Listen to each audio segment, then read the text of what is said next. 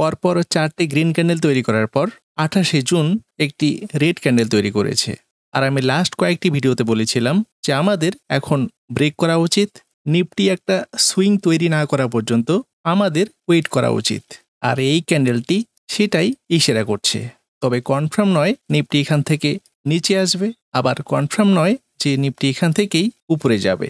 তো যাই হোক, দেখা যাক আগামী সপ্তাহে নিফটি কোন দিকে যায়। যদি নিচে আসে তো খুবই ভালো, আর যদি উপরে যায় তো আমরা ওয়েট করব।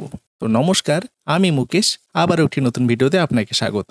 আপনি যদি আমাদের এই চ্যানেলে নতুন হয়ে থাকেন, চ্যানেলটি সাবস্ক্রাইব করে পাশের বেল আইকনে ক্লিক করে রাখবেন। তো আজকের এই ভিডিওতে আমরা দেখে নেওয়ার চেষ্টা করব আগামী সপ্তাহের জন্য আমরা কোন কোন স্টকগুলোতে এন্ট্রি করতে পারি, বা কোন কোন স্টকগুলোকে আমরা আমাদের র্যাডারে রেখে ফলো করতে পারি। তাই ভিডিওটি স্কিপ না করে সম্পূর্ণ দেখার চেষ্টা করবেন। এটি সিডিএসএল এর টেকনিক্যাল চার্ট।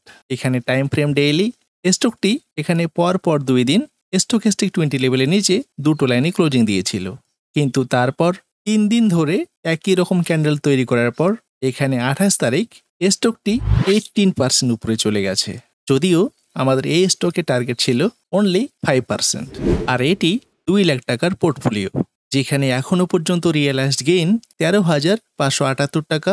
এই পোর্টফোলিওতে এখনও টোটাল 25টি স্টক পড়ে আছে, যে স্টকগুলোর মধ্যে কোনোটি 1.28% মাইনাস, কোনোটি 0.87% প্লাস, কোনোটি 1.77% প্লাস।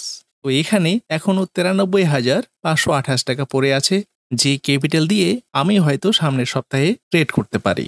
আর এটি বাটা ইন্ডিয়ার টেকনিক্যাল চার্ট। এখানেও টাইম ফ্রেম ডেইলি। স্টকটি এখানে 19শে জুন স্টকেস্টিক 20 লেভেলের নিচে দুটো লাইনে ক্লোজিং দিয়েছিল। আর তাই আমি এই স্টকটিকে নিয়ে আলোচনা করেছিলাম যে স্টকটি হয়তো এখান থেকে 5% আপ মুভ দিতে পারে। আর বিশেষ করে আমি এই স্টকটিকে বাই করেছিলাম সেই 10,000 টাকার পোর্টফোলিওতে, যে বিষয়টি নিয়ে আমি আগের ভিডিওতে আলোচনা করেছিলাম। আর এটি সেই 10,000 টাকার পোর্টফোলিও, যেখানে আমার টোটাল ক্যাপিটাল 10,000 আর রিয়েলাইজড গেইন 122, টোটাল হয়ে গেছে আমার 10,122 টাকা। আমি যদি ক্লোজ পজিশনে গিয়ে দেখি, এখানে দেখুন স্টকটি এন্ট্রি দিয়েছিল 19শে জুন, বাই করেছিলাম আমি 20 জুন। আমার বাই কোয়ান্টিটি 2, এখানে বাই প্রাইস 1450 টাকা 10 পয়সা। Strategy name stochastic. এখানে সেল করেছি আমি 1522 টাকা 61 পয়সায়। সেল করেছি 28শে জুন। এখানে আমার টোটাল বাই ভ্যালু 2900 টাকা 20 পয়সা। সেল ভ্যালু 3045 টাকা। আমি টোটাল প্রফিট করেছিলাম এখানে 145 টাকা। 5% প্রফিট বুক করেছিলাম এখানে টোটাল 8 দিনে, কিন্তু ব্রোকারের চার্জ 22 টাকা 71 পয়সা দেওয়ার পর এখানে আমার নেট গেইন 122 টাকা 30 পয়সা। আর আমার এটাই চ্যালেঞ্জ, আমরা যারা 10,000 টাকা দিয়ে অপশন ট্রেডের মাধ্যমে সেটাকে 1 লাখ বা 2 লাখ টাকায় কনভার্ট করতে চাই, কিন্তু কতজনই সেটা পারি আমরা হয়তো সবাই জানি।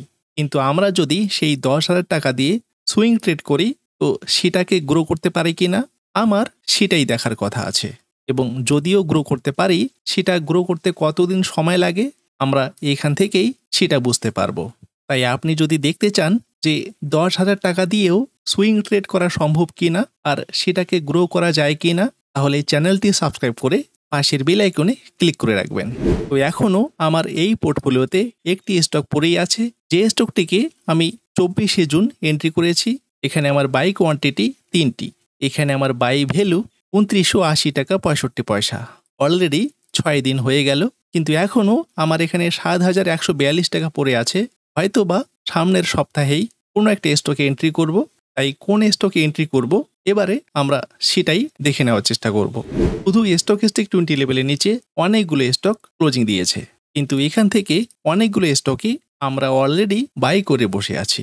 তাই এখান থেকে কয়েকটি স্টক বাছাই করে নেব, যে স্টকগুলোকে আমরা হয়তো আগামী সপ্তাহের জন্য আমাদের র্যাডারে রেখে ফলো করতে পারি। প্রথমে দেখে নেব এখান থেকে আইডিবিআই এর টেকনিক্যাল চার্ট। স্টকটি এখানে স্টকেস্টিক 20 লেভেলের নিচে ক্লোজিং দিয়েছিল, কিন্তু এখানে পরের দিনেই গ্যাপ আপ হয়ে সোজা নিচে, মানে এখানে আমাদের এন্ট্রি করার কোনো সুযোগই ছিল না। কিন্তু এখানে পরপর অনেকগুলো দিন স্টকেস্টিক 20 লেভেলের নিচে দুটো লাইনে ক্লোজিং দিয়েছিল। এখান থেকে 5% টার্গেট কি হিট করে দিয়েছে একবার সেটাই দেখে নেব। এখান থেকে 5% টার্গেট, ইয়েস, খুব শর্ট টাইমেই 5% টার্গেটই হিট করে দিয়েছিল।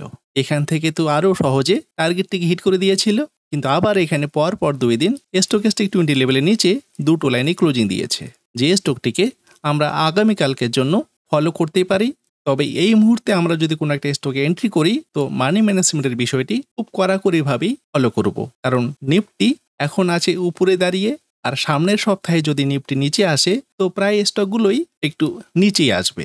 তাই আমাদের টার্গেট হিট করতে হয়তো একটু বেশি সময় লাগতে পারে। তাই যাতে বেশি দিন টিকে থাকা যায় সেই কারণেই মানি ম্যানেজমেন্টটুকু সঠিকভাবেই করে নেব। কিন্তু এই স্টকটিতে এন্ট্রি করার আগে স্টকটির একবার ফান্ডামেন্টাল দেখে নেওয়া খুবই জরুরি। আর এখানে দেখুন, আমরা স্ক্রিনার .in-এ যে বিষয়গুলো সাধারণত দেখে থাকি সেটাই এখানে গুগল শিটেই আমি ইনসার্ট করেছি, আর এটি সবই ফাংশনের মাধ্যমে। তো আমি এখানে টাইপ করব IDBI, এখানে IDBI চলে এসছে। আমি এখানে ক্লিক করলেই সমস্ত ডেটা অটোমেটিক্যালি চলে আসবে। এখানে লোড হচ্ছে, একটু সময় নেবে, আমরা জাস্ট একটু ওয়েট করব। স্টকটির মার্কেট ক্যাপ 90,288 crore, আর এটি ব্যাংকিং সেক্টরের স্টক। এখানে সমস্ত কিছু আপডেট হয়েছে কিন্তু কোয়ার্টারলি রেজাল্টে আপডেট হয়নি। আমরা একটু নিচে গিয়ে প্রফিট লসটাকে দেখে নেওয়ার চেষ্টা করব। এখানে দেখুন নেট প্রফিট এখানে 16 থেকে 20 পর্যন্ত, যদিও নেট প্রফিট ছিল মাইনাস, কিন্তু 21 থেকে 24 পর্যন্ত নেট প্রফিটটা কিন্তু ইনক্রিজ হয়ে গেছে। এখানে রেভিনিউ লাস্ট কয়েকটি ফিনান্সিয়াল ইয়ারে ইনক্রিজ হয়েছে এবং এক্সপেন্স কিন্তু লেটেস্ট ফিনান্সিয়াল ইয়ারে অনেকটাই কমে গেছে। আমরা যদি আরও নিচে যাই, আরও নিচে যাব, যে স্টকটিতে promoter holding 94%, FII holding 0.45%, DII holding 0.15%, এখানে government 0.01%, public holding 4.67%। Total number of share holder 6,72,434। আর যে স্টকটিকে আগামী সপ্তাহের জন্য আমরা র্যাডারে রেখে ফলো করতে পারি। নেক্সট যে স্টকটি চার্ট আমরা দেখব সেটি GICRE। এখানে ক্লিক করলেই টেকনিক্যাল চার্টটি ওপেন হয়ে গেছে। এখানে স্টকেস্টিক 20 লেভেলের নিচে ক্লোজিং দিয়েছিল, এখান থেকে টার্গেটটি হিট করে দিয়েছে। এখানে পর 3 দিন স্টকেস্টিক 20 লেভেলের নিচে ক্লোজিং দিয়েছিল, আর এখান থেকে খুব সহজেই টার্গেটটি হিট করে দিয়েছে। আর স্টকটি আবারও এখানে স্টকেস্টিক 20 লেভেলের নিচে ক্লোজিং দিয়েছে, যেখান থেকে একটা আপ মুভ হওয়ার সম্ভাবনা আছে। তাই আমরা এই স্টকটিকেও র্যাডারে রেখে ফলো করতে পারি। এখানে টার্গেট অনলি 5%।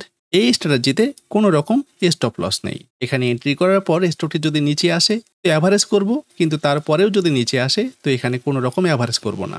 যেদিনই টার্গেট হিট করে দেবে আমরা সেদিনই এখান থেকে এক্সিট করে যাব। তবে এই সমস্ত স্টক আমি শুধু লার্নিং পারপোজ আলোচনা করছি। আপনি যদি এই সমস্ত স্টকে ট্রেড করেন অবশ্যই নিজস্ব অ্যানালাইসে ট্রেড করবেন। আর এই স্টকটির ফান্ডামেন্টাল চেক করার জন্য এখানে আমি টাইপ করব GIC, এখানে GICRE চলে এসছে। এখানে ক্লিক করলেই স্টকটির ডিটেলস আমরা পেয়ে যাব। এই স্টকটির মার্কেট ক্যাপ 66,448 crore। স্টকটি এখানে ইন্স্যুরেন্স সেক্টরের।